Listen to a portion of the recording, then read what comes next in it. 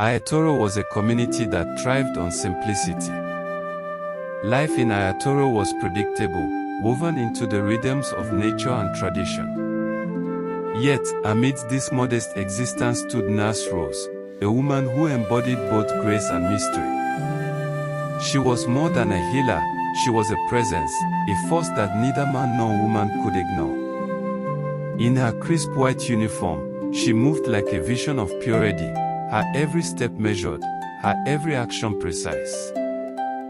Her touch, gentle yet firm, brought relief to the suffering, and her smile, radiant and reassuring, was enough to lift the spirit of even the most downtrodden. To the villagers, Nurse Rose was a gift, a beacon of hope in their small world. The elders spoke of her with admiration, their voices laced with gratitude whenever her name was mentioned. They blessed her in their prayers, calling upon the gods to watch over the woman who had nursed them through fevers, injuries, and childbirth. The market women gossiped about her, some with reverence, others with thinly veiled envy. Mothers nudged their sons in her direction, hoping that fortune would tie their families to hers. And the children, oh, how they adored her.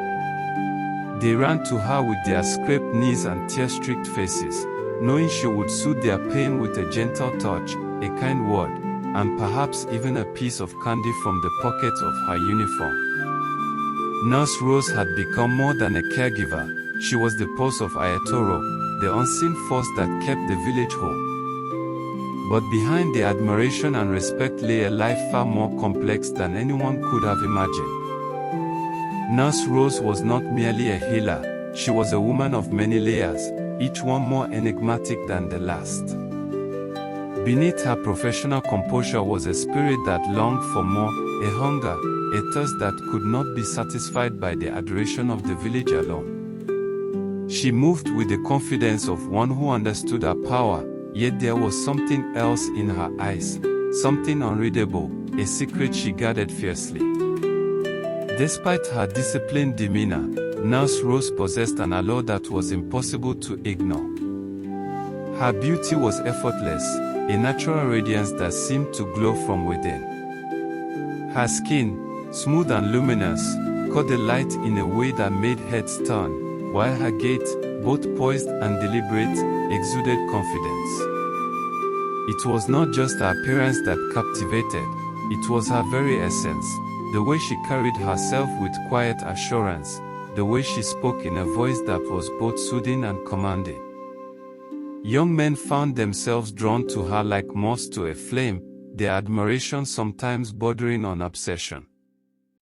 They invented ailments just to visit the clinic, hoping for a few moments in her presence, a fleeting touch of her hands, or the intoxicating scent of her perfume. And Nurse Rose, ever the enigma, welcomed them all with the same knowing smile, fully aware of the effect she had on them, but never revealing whether she intended it or not. The first whispers began at the bustling village market, where women gathered not only to trade goods but to exchange news, their voices weaving through the air like the scent of roasted groundnuts and freshly pounded yam. Have you noticed how often Ton visits the clinic these days? Madam Busy mused, her fingers deftly sorting through a basket of tomatoes. Her voice carried the weight of curiosity, laced with the sharp edge of suspicion. Ton, a strapping young farmer known for his strength and steady hands, had suddenly become frail, at least, that's what his frequent trips to the clinic suggested.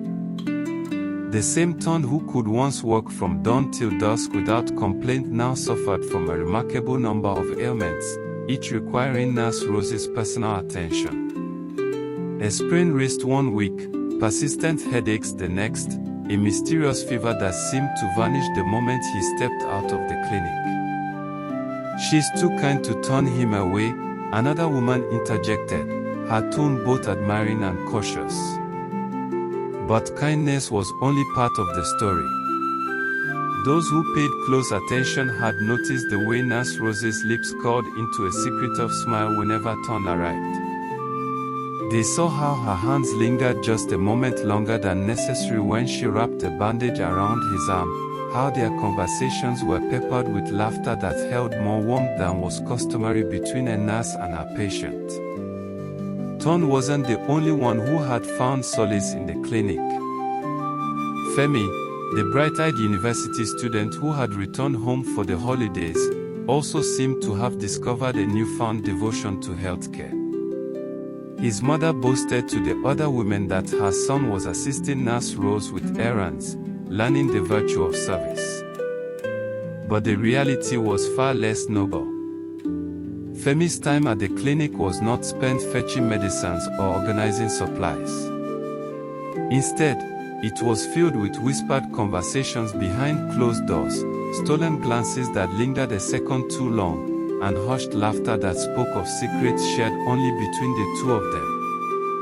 The clinic, once a sanctuary of healing, had become something else entirely, a place where boundaries blurred, where admiration morphed into something deeper, something unspoken but unmistakable. Nurse Rose, ever composed and unreadable, played her role flawlessly, her actions always just subtle enough to leave room for doubt. But those who watched closely knew the truth. Behind the sterile scent of antiseptics and the soft rustle of her white uniform was a woman who held far more power than just the ability to heal. She could command hearts just as easily as she mended wounds, and in the quiet corners of Ayatoro, her name had become both a blessing and a mystery. As the months passed, Nurse Rose's clinic began to transform. It was still a place of healing, but the nature of its visitors had subtly shifted. More young men gathered there than those genuinely in need of medical care, their ailments growing more creative by the day. Some complained of sleepless nights, others of sudden dizziness, yet none showed any real symptoms beyond the longing in their eyes whenever Nurse Rose was near. It became a quiet spectacle, one that both amused and intrigued the villagers. I hope you are enjoying the story. Please, don't forget to like, subscribe, and turn on the notification bell so that you will be notified anytime I upload new video. Now let's continue the story. Connell, the town barber, had once confided in his closest friend after an evening at the clinic. "I think Nurse Rose likes me," he said, his voice brimming with certainty. "The way she looked at me during my last visit, there's something there." His friend, a man too familiar with the stories swirling around the village, merely laughed. "You and every other man in Ayatoro, Connell," he replied, shaking his head.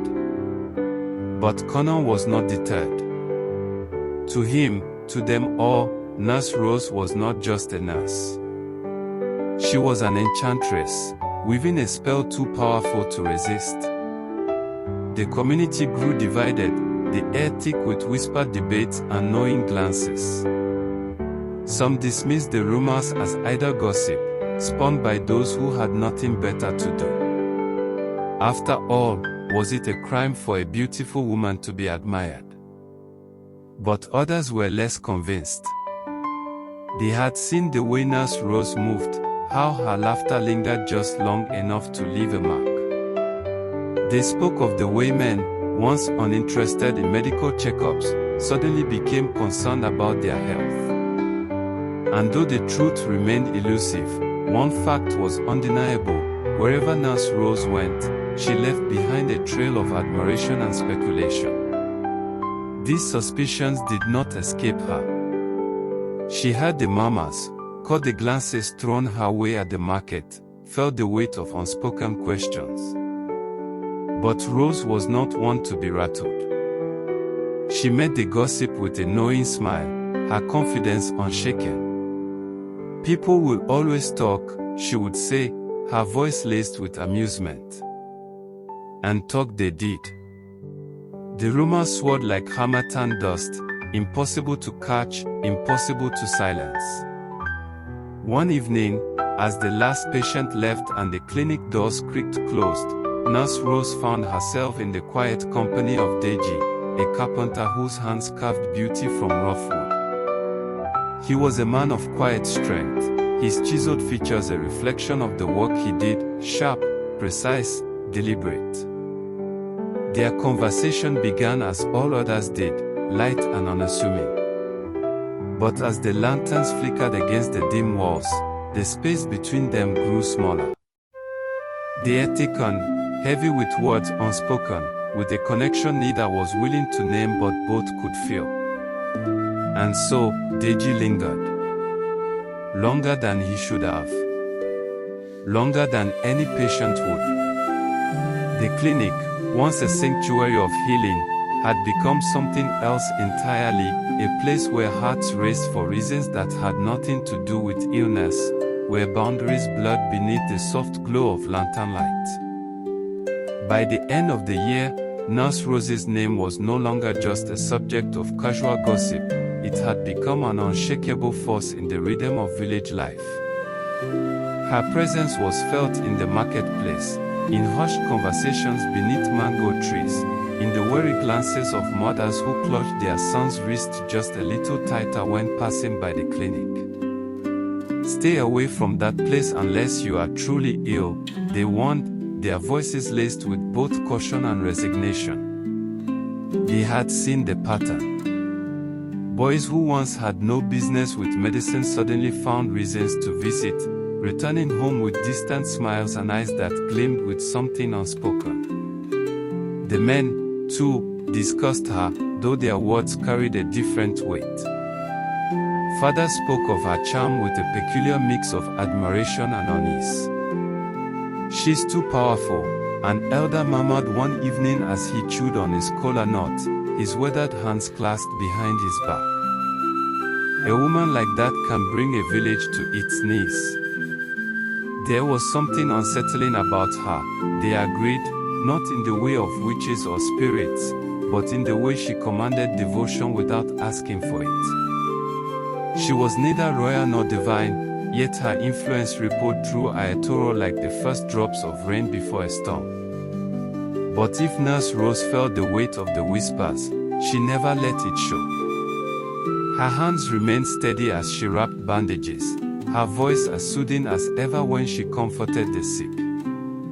The clinic door stayed open, welcoming all who needed her care. And the young men, emboldened by the warmth in her eyes, continued to come. They came with flimsy excuses, feigned illnesses, and hopeful hearts. And Nurse Rose, wise, knowing, indulgent, did not always turn them away. What had started as fleeting moments of attention soon became a tangled web of quiet liaisons. There was Kola, the fisherman's son, whose rough hands trembled slightly whenever she placed a palm on his forehead to check for fever. There was Ode, the school teacher, a man of books and reason who found himself writing poetry he could never bring himself to share. Each encounter, in isolation, seemed innocent enough, a lingering touch here, a knowing glance there. But when woven together, they told a different story. They revealed a woman balanced on the fine thread between virtue and longing, between her duty as a healer and the undeniable pull of human desire. Ayatoro watched, waiting, wondering. Would the whispers remain just whispers? Or was the village, knowingly or unknowingly, standing at the edge of something far greater, a revelation, a reckoning, or perhaps the slow unraveling of the woman who had enchanted them all? Ton's frequent visits to the clinic did not go unnoticed in his household. His mother, a strong-willed widow who had spent years toiling on the farm to provide for him and his siblings, observed his comings and goings with a mixture of amusement and suspicion. She had raised him to be hardworking and responsible, but lately, there was something different about him. His eagerness to leave home, his sudden concern for his health, it all felt unusual. One evening, as she pounded yam by the fire, she decided to probe. "Are you sure you're not bothering Nurse Rose too much?" she asked, her tone casual but her eyes sharp, watching for his reaction. Ton, who had been trimming his nails with a small knife, paused for the briefest moment before shrugging. "She's always there to help," he said, forcing indifference into his voice. He wouldn't dare admit the truth, that his visits had long ceased to be about medicine and had become something far more intoxicating. It had all begun innocently enough, or so he told himself. His first visit had been for a genuine complaint, an aching wrist from long hours of harvesting. Nurse Rose had taken his hand in hers, her touch firm yet delicate, her fingers trailing lightly over his skin as she assessed the strain. "You work too hard," she had murmured, the warmth in her voice stirring something deep within him. Her words lingered long after he had left, replaying in his mind like the chorus of a song he couldn't shake. And so, the excuses began. A dull headache, a sore shoulder, a lingering cough that didn't really exist. Each visit was a chance to stand close to her, to watch the way her lips curved when she smiled, to breathe in the faint scent of herbs and something distinctly her own. But it wasn't enough. He needed more. Weeks later, he found a new reason to be near her. The clinic door creaks too much, he had offered one evening, scratching the back of his neck. "I can fix it for you." Nurse Rose had tilted her head, studying him for a moment before nodding. "That would be kind of you, Ton." And so, his role evolved. He repaired the wobbly shelves, rearranged medicine bottles, and carried heavy bags of supplies. His hands, once accustomed to farm tools, grew familiar with the walls of the clinic, his presence shifting from that of a patient to something more personal. Their conversations grew deeper. He spoke of his late father, of the dreams he harbored but never voiced aloud. Expanding the farm, hiring more hands, building a better house for his mother, dreams too big for the life he lived. Nurse Rose listened, truly listened, her eyes filled with something he couldn't quite place. Encouragement. Admiration. Something softer, something that made his heart beat just a little faster. And when she reached out, just briefly, to place a comforting hand on his arm, Ton knew he was lost. The villagers soon noticed the change in Ton. He moved with a newfound confidence, his steps lighter, his laughter more frequent. Where once he was just another hardworking young farmer, he now carried himself like a man with a secret joy. It did not go unnoticed. "That boy is too attached to Nurse Rose," his aunt muttered one evening during a family gathering. She plucked at the fish on her plate, her eyes narrowing as she spoke. "He barely spends time on the farm these days. Always running off to that clinic." Ton's mother sighed but said nothing. What could she say? She had seen the way his eyes lit up at the mere mention of Nurse Rose. It was beyond her control. But Ton didn't care about their mamas. To him, Nurse Rose wasn't just a healer, she was the only person who truly saw him, not as a boy struggling to carry his father's legacy but as a man with dreams, a man worthy of attention. Then came Femi. Femi was everything Ton wasn't: educated, ambitious, and brimming with the confidence of a man who had seen the world beyond Ayatoro. He had left for university in the city, where he studied medicine, and whenever he returned for the holidays, he brought with him an air of sophistication that set him apart from the other young men in the village. It was inevitable that he would cross paths with Nurse Rose. Their first meeting was brief. He had accompanied his younger sister to the clinic for a persistent cough. But in that short moment, he had studied Rose with sharp, knowing eyes. He saw the grace in the way she moved, the effortless charm she exuded. And he knew. Unlike Ton, Femi wasted no time in his pursuit. He was direct, bold. One evening, as they met by chance at the local market, he leaned in slightly and said, "Nurse Rose, you look too elegant to be stuck in this small town." His voice was smooth, filled with the confidence of a man used to getting his way. She had laughed then, brushing off the compliment with a wave of her hand. "And what do you know about being stuck, city boy?" she teased. But Femi was persistent. He began showing up at the clinic, offering to help under the guise of gaining experience for his medical studies. "It would look good on my record," he said. But both he and Nurse Rose knew the truth, he wasn't there for the experience. The afternoons they spent together became filled with easy banter, shared glances that lingered just a little too long. He spoke to her about his time in the city, the things he had seen, the opportunities that stretched before him. And he made her feel something she hadn't felt in a long time, desired in a way that had nothing to do with being a healer. "You should focus on your studies," she often told him, her tone firm but her smile betraying her words. Femi grinned. "I will. But that doesn't mean I can't appreciate beauty when I see it." And Nurse Rose, despite her better judgment, found herself listening more and more. One evening, after the last patient had left and the oil lanterns cast a soft glow across the clinic, Femi lingered. The scent of herbal balms and clean linen filled the air, but there was something else, something unspoken between them. Nurse Rose had sensed it before, the quiet tension, the way his gaze held hers just a second too long. But tonight, it felt different.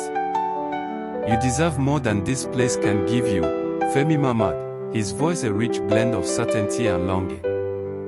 He leaned against the wooden counter, his fingers tracing idle patterns on its surface. His eyes, sharp and knowing, studied her as though searching for an unspoken answer. Nurse Rose exhaled slowly. The weight of his words settled over her, pressing against the carefully constructed walls she had built around herself. How many times had she heard such sentiments before? From men who admired her, who saw her not just as a healer but as something more. And yet, Femi's words held a different power. Perhaps because they came from a man with a future beyond Ayatoro, a man whose life stretched toward possibilities she could only dream of. "Femi," she began, her tone measured, but even she could hear the hesitation woven into her voice. She should remind him of the boundaries, of the rules that should exist between them. But instead, she met his gaze, and in that moment, she felt something shift. The air between them grew thick with something neither of them dared to name.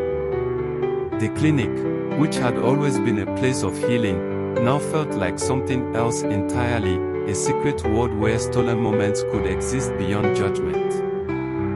I hope you are enjoying the story. Please, don't forget to like, subscribe, and turn on the notification bell so that you will be notified anytime I upload new video. Now let's continue the story. "You think I don't know that?" she finally said, her voice quieter now, almost vulnerable. She turned slightly, placing a jar back on the shelf, as if keeping her hands busy would steady her thoughts. "But life doesn't always give us choices, Femi." He stepped closer, close enough that she could feel the warmth of him. "Sometimes, we have to take them," he countered. His voice had softened, but the intensity in his eyes remained. Nurse Rose knew the line she was about to cross. She had walked this path before, had entertained the affections of men who saw her as something more than a nurse, but Femi was different. He was young, full of promise, unburdened by the weight of regret. For a long moment, neither of them spoke. The lantern flickered, casting their shadows against the clinic walls. She knew she should turn away, end whatever had begun between them before it went too far.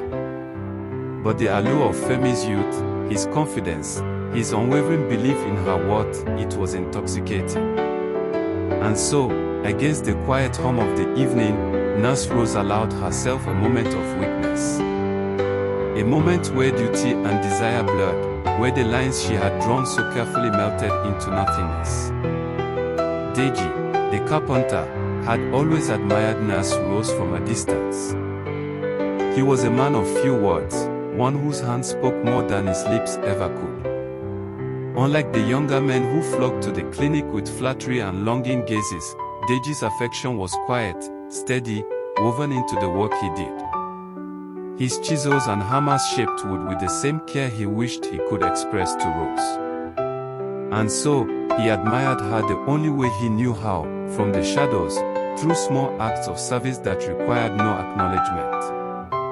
His work often brought him to the clinic, repairing broken benches in the waiting area, reinforcing shelves that held bottles of herbs and remedies. Each time, he observed her from across the room, watching as she moved gracefully, tending to the sick with a patience that seemed endless. He never intruded, never lingered beyond what was necessary. And yet, he found himself making excuses to return, offering to fix things that didn't truly need fixing, just to steal a few more moments in her presence. One evening, heavy rain pounded against the thatched roofs of Ayatoro, turning the village paths to thick mud.